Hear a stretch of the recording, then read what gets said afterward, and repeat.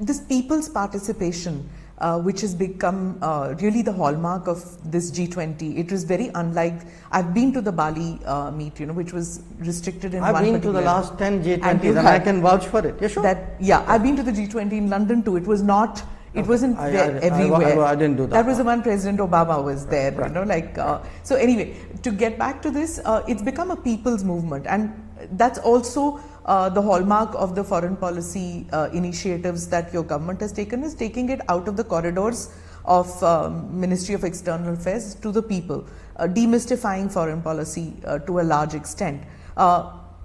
Is that a political need? Is that something that your government decided to do that? Why did you take G20 out? Two reasons. One, I think it's fundamentally a mindset. It's a mindset of the Prime Minister, it's a mindset of the BJP, it's a mindset of the government. And the mindset is a more democratic mindset, a mindset where you feel it should not be a small clique in one city which controls everything, so it is by me, for me, about me, which we felt was the way it has happened in the past.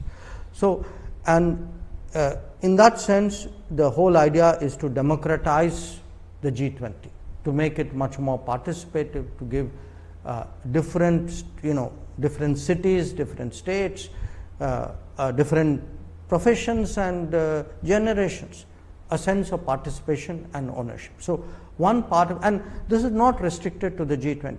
It is a larger mindset. I mean, it could be in terms of today how you elect or select your political leaders. It could be about how economic benefits and social benefits are given.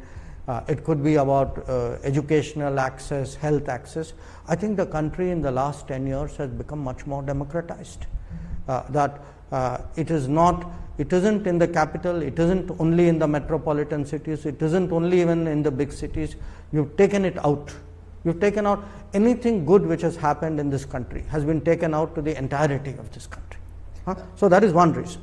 The other reason is what I told you, which is it's absolutely essential that today's India must develop sharper global awareness.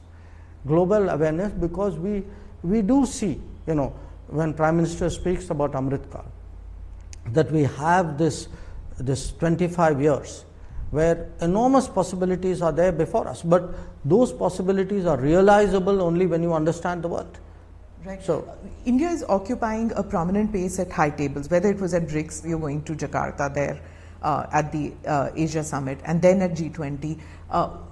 By doing this, we are discussing issues for global issues, what matters to countries of the South and everywhere.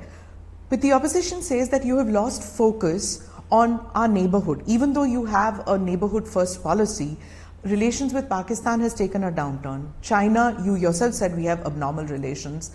Has focus shifted by us looking at the big picture? So why don't you ask people in Sri Lanka? What do they think about the neighborhood? Why don't you ask people in Bangladesh? Why don't you ask people in Bhutan and Nepal? Do they feel that today India is doing more? Is India more reliable? Is India more relevant? You will get a very different answer. Now, if somebody says that the proof of a good foreign policy is to carry on with Pakistan as though a big terrorist strike hasn't happened and that's par for the course, then I'm sorry, they have a different worldview. That's not the kind of neighborhood first policy that we are running. नमस्कार, मैं हूं मानक गुप्ता। अगर आपको हमारा ये video पसंद आया हो तो इसे लाइक और शेयर जरूर करें, और हां, हमें सब्सक्राइब और फॉलो करना ना भूलें ताकि आप देश और दुनिया की कोई खबर मिस ना करें। तो जुड़े रहिए हमारे साथ और देखते रहिए News24।